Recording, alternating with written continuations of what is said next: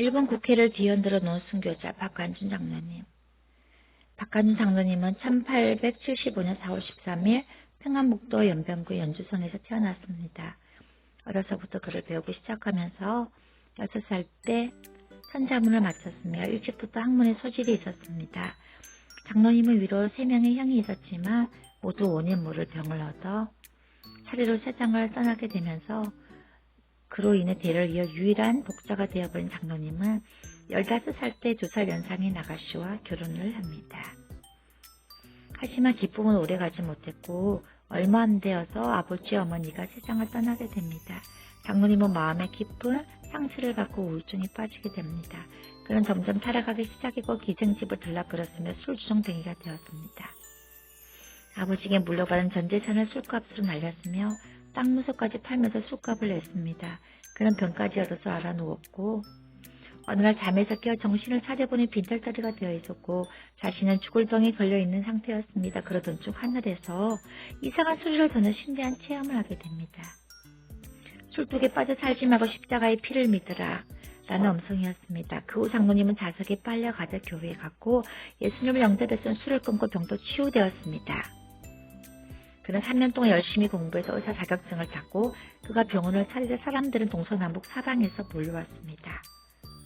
얼마 지나지 않아 자신이 모두 탕진했던 재산의 몇 배나 되는 돈을 다시 일구게 되었고 장로님이 이 돈을 하나님께서 주셨다고 생각하고 뜻깊게 사용할 수 있도록 기도했습니다. 기도 응답으로 그는 우선 시내에 학교를 세웠습니다. 둘째로 통신 발달을 위해 우체국을 세웠으며 셋째로 점점 몰려온 신자들을 위해 예배당을 세웠습니다. 그는 300개가 넘는 큰 마을의 귀화집을 사들여 한쪽은 예배당으로 다른 한쪽은 병원으로 사용했습니다. 그는 대부분의 환자들에게 병을 고쳐주고 약값을 받지 않았습니다. 사람들은 몰려들었고 너도 나도 예수님 믿겠다고 약속했습니다. 목사나 전도사가 아니라 엘리트의 의사가 믿는 분이니 사람들은 더 신뢰했고 병까지 돌봐주니 마다할 이유가 없었습니다. 그의 병원 정문에는 요한복음 3장 16절 하나님이 세상을 이처럼 사랑하사 독생자를 주셨으니 이는 저를 믿는 자마다 멸망하지 않고 영생을 얻게 하려 하심이라 라는 말씀이 적혀 있었고 그의 진료실 벽에는 나는 육신의 병자보다 영혼의 병자를 고치기를 더욱 바란다 라는 문구가 있었습니다. 장로님은 그 자신이 필요하다고 생각되는 곳을 돌아다니며 병원을 차렸고 병든 이들을 고쳐주는 일을 자신의 사명이라 여기고 열심히 일했습니다. 교회에서 자신은 장로로 부인은 집사로 아들은 주일학교 교사로 하나님을 섬겼습니다. 시간이 흘러 1935년 장로님의 나라 어느새 60이 되었는데요. 한국교회는 신사참배 문제로 큰 시련을 겪고 있었고 조선 총독부는 조선인들 모두가 신사를 참배해야 한다는 법령을 만들어 공포했습니다. 한국교회는 이 문제로 편이 갈렸는데요. 신사 참배는 종교가 아니게 참배해도 된다는 이들과 절대로 굴복해서는 안 된다는 편으로 나뉘었습니다. 하지만 신사 참배에 굴복하는 이들이 점점 많아지기 시작했습니다. 감리교와 성결교회는 신사참배를 결의했고 카톨릭교와 장로교 또한 신사참배를 하기로 결정해버립니다. 많은 교인들은 큰 충격에 빠졌고 전의를 상실해가고 있었습니다. 장로님은 점점 나라를 위해 기도하는 시간이 많아졌고 한국교회를 위해 기도하는데 온 힘을 쏟기 시작했습니다. 예배당에서 무릎을 꿇고 울부짖으며 기도하다 그는 하나님의 음성을 들었습니다. 너는 나를 위하여 피를 흘릴 준비가 되었느냐? 이제부터 그리스도를 위하여 싸울 군사를 뽑겠다. 그리고 나서 장로님의 눈앞에 두루마리가 나타났다고 합니다. 그 두루마리에는 사람들의 이름이 빽빽히 적혀 있었고 50명 정도의 명단들 중에 박관준이라는 이름이 맨 첫머리에 있었습니다. 장로님은 망치로 머리를 쿵 하고 맞은 것처럼 큰 충격을 받았고 자신이 어떻게 싸워야 하는지 묻기 위해 계속 기도했고 다음날 신문에서 다음과 같은 기사를 보게 됩니다. 내용은 이러합니다. 신화 참배 문제로 한국 기독교는 위기에 처해 있습니다. 숭전, 숭중, 숭의학교는 신화참배를 반대했다가 문을 닫아야 하는 상황에 놓여 있고 수업을 계속하기 위해서는 모든 교수와 학생들이 신화참배를 해야 됩니다. 그러나 학교 당국들은 그럴 생각이 전혀 없는 눈치입니다. 바람 앞에 선 등불, 그게 한국교회입니다. 박관준 장로님은 그 기사를 읽자마자 바로 서울로 올라갔습니다. 조선 총독부의 총독을 만나 신자참배는 우상숭배임에 계속 강요하면 생명은 내걸고 초대할 것이라는 경고문을 전달하기 위해서입니다. 당시 조선 총독부의 위치나 기준은 하늘을 찌를 정도로 대단했고 보통 용기로는 총독부 근처에도 가지 못할 정도로 그들의 위험은 대단했습니다. 장로님은 총독부 정문으로 당당히 걸어갔고 순서가 가로막았지만 그는 자신을 그리스도의 증인으로 소개하고 신사참배를 하면 하나님의 심판을 받을 것이라고 소리쳤다고 합니다. 박건순 장로님은 이후 조선 총독부의 경계 대상 1호가 되었고 철저한 감시를 받습니다. 예정대로라면 1938년 9월 조선 예수교 장로회 총회 장로님은 대표로 참석해서 신라 참배 반대에 앞장설 생각이었지만 일제는 이미 그를 명단에서 제외시켰고 일본 형사들은 그날 그의 대문 앞에서 그를 가로막고 있었습니다. 얼마 후 총회에서 신라 참배 결의됐다는 소식을 전해 듣고 그는 가슴을 치며 눈물을 흘렸습니다. 박관순 장로님은 2번이나 감옥에 들어갔고 일제는 극심한 고문을 가해 그의 육체는 망가뜨릴 수 있어도 그의 정신을 망가뜨릴 수는 없었습니다.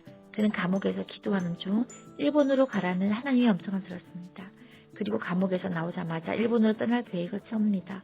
장로님은 우선 일본말을 잘 하지 못해서 동행할 사람을 찾기 위해 함께 일본으로 갈 사람을 물색했는데요. 망망했지만 하나님께 의지했고 즉각 응답해 주셨습니다. 안희숙이라는 믿음의 여성을 만나게 해주셨고 그는 보성여학교 교사로 있다가 신사참배를 거부해서 학교에서 쫓겨난 여성이었습니다. 일본 유학을 다녀온 경험이 있어 일본어도 유창했습니다. 장로님은 이 사람이 틀림없다는 확신을 가지고 오늘을 만났습니다. 안희숙은 장로님이 생각하는 것보다 더 강하고 용감한 전사였으며 둘은 일본으로 떠나기로 결심하게 됩니다. 하지만 안희숙은 일본의 여권을 만들 수 있었지만 장로님은 총독부에서 찍힌 인물이라 여권을 내어주지 않았습니다. 일단 장로님은 부산으로 가보자고 했고 안희숙은 부산에 가도 방법이 없을 것이라 생각했지만 장로님은 하나님이 인도해 주실 거라 고개 부산으로 떠났습니다. 둘은 여객선 티켓을 구매한 뒤 배에 오르는 줄에 섰습니다. 일본 형사가 배표와 여권 검사를 하고 있었고 두 사람 모두 가슴이 두근두근 거렸습니다. 그런데 참으로 희한한 일이 일어났습니다. 장로님이 일본 배 티켓을 냅니다. 그 형사는 티켓만 확인하고 그를 통과시켜 주었습니다. 두 사람은 하나님이 함께 계시고 하고 계심을 확신하고 배 안에서 기도했습니다. 부산 항을 떠난 두 사람은 무사히 일본에 도착했습니다. 둘은 우선 일본인 목사들을 만나보기로 했습니다. 일본 목사들은 대부분 신라참배를 종교가 아닌 국민의식으로 이해하고 있었습니다. 장로님은 그들에게 신라참배는 하나님의 10계명 중 1계명과 2계명을 어기는 강력 제임을 강조했고 그의 주장에 동조한 이들도 늘어갔습니다. 그렇게 동경에 온 지 40일이 지났고 높은 관리를 찾아다니며 신라참배 강요를 막아달라고 간곡히 요청했습니다. 그리고 같은 뜻을 가지고 있는 일본인 목사들에게도 부탁했습니다. 하지만 일본 제국의 중대한 정책이 이 두 사람의 힘에 의해 바뀌는 것은 계란으로 바위를 치는 것과 다를 게 없었습니다. 장로님은 일본 관리들과 목사들을 찾아다니는 것은 시간 낭비라는 것을 깨닫고 다른 방법을 찾기로 합니다. 그리고 장로님은 중대한 결정을 내립니다. 일본 국회가 열리는 장소에서 시위를 하기로 한 것입니다. 그곳은 일본 정치인들과 모든 언론의 중심이 집중되어 있는 곳입니다. 그곳에서 신라참배 반대 시위를 한다면 전 세계에 보도되고 다수의 관심을 얻게 될 것이니까 하지만 장로님은 안희숙이 걱정되었습니다. 자신은 이미 일본으로 건너올 때 순교를 각오가 목숨을 주님께 맡겨선 안희숙은 아직 결혼도 해보지 못한 처녀의 몸이었기 때문입니다.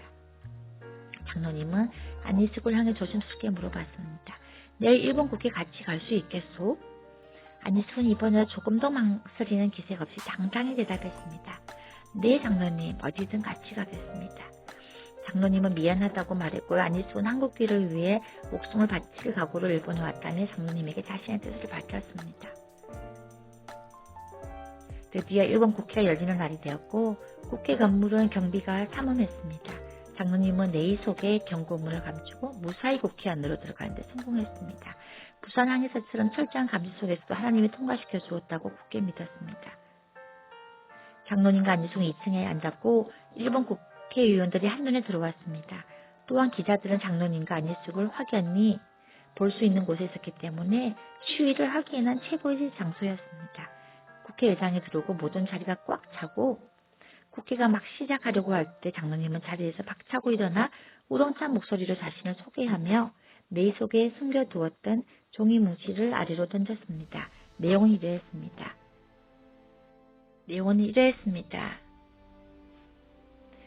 경고문, 오늘 열리는 일본 국회는 5억이나 되는 사람들의 생명이 걸려있다.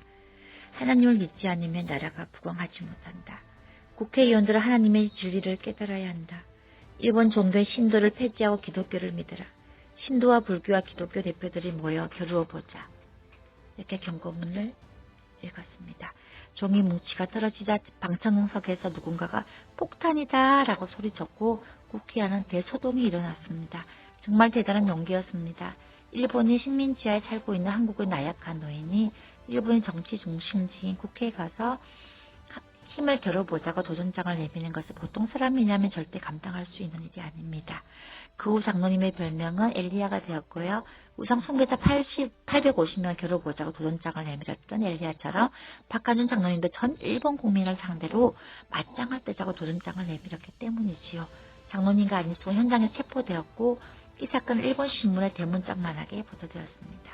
한국인은 물론 일본인까지 국회에서 경고문을 던진 노인의 용기와 배짱을 칭찬했습니다. 그러나 박관준 장로님과 안희숙은 1개월 후 한국으로 이송되어 평양 경찰서에 갇혔고 감시 대상되었습니다. 극심한 고문을 당하면서 몸을 쇠약해지도록 쇠약해졌고 재판을 받으러 가는 길에도 힘에 부칠 정도로 숨을 헐떡였지만 재판까지 가는 길에도 자신을 부축하는 간수에게 전수를 했답니다. 자네도 예수를 믿게나.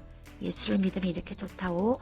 감옥에 있는 지도 5년이 흘러 재판은 계속되었고 판사와 다른 리더들 보는 앞에서 박관준 장로님이 이렇게 말했습니다. 금년에는 당신들이 아무리 나를 내보내려 해도 안 될 것이고 그러나 내년에는 당신들이 아무리 나를 붙잡아 주려고 해도 또 안 될 것이요. 결국 그 예언은 적중했고 다음해 1945년 8월 15일 한국은 해방을 하고 일본은 항복하게 됩니다. 하지만 애석하게도 박관준 장로님은 해방이 되기 전 순교합니다. 장로님은 감옥에 있던 어느 날 기도 중 환상을 보고 그때부터 70일간의 금식 기도를 했습니다. 아무것도 먹지 않고 70일을 견디는 일은 의학적으로 불가능한 일이지만 그는 하나님이 간섭하시면서 육신의 배고픔이 어느 순간 사라졌다고 고백했습니다. 금식 70일째 되던 날 기도하던 중 그는 신비한 광경을 보았다고 합니다. 흰옷을 입은 예수님이 하늘에서 내리고 박장로님의 머리를 쓰다듬며 말씀하셨대요. 관준아, 감옥도 오늘이 마지막이다. 내일 이 감옥에서 나가 정확히 3일 후에 나 있는 곳에 오너라. 내가 그때 면류관을 너에게 주리라. 다음날 장로님은 예수님의 예언대로 석방되었고 그의 몰골은 말이 아니었습니다. 그는 가족과 교우들을 포자마자 안희숙의 안부를 물었지만 가족들이 대답을 못하자 안희숙을 두고 감옥에서 혼자 나올 수 없다면 다시 감옥으로 돌아가겠다고 했지만 가족들은 그를 억지로 인력거에 오르게 했고 정확히 3일 후 오전 10시에 그는 마지막 예배를 드리고 조용히 숨을 거두었습니다. 그날이 1945년 3월 13일이었고 5개월 뒤인 8월 15일 대한민국은 일본의 식민지로부터 해방하는 날을 맞이합니다. 여러분, 네, 저희들도 지금 그때처럼 너무 나라가 위중한 때입니다. 여러분 함께 기도하고 주님께 전심으로 나아가는 제를 되게 간절히 바라고 원합니다. 순교자도 주님께서 세우실 것이며 순교하는 자도 기쁨을 할 것입니다. 음향이 좋지 않은데 끝까지 봐주셔서 정말 감사합니다, 여러분.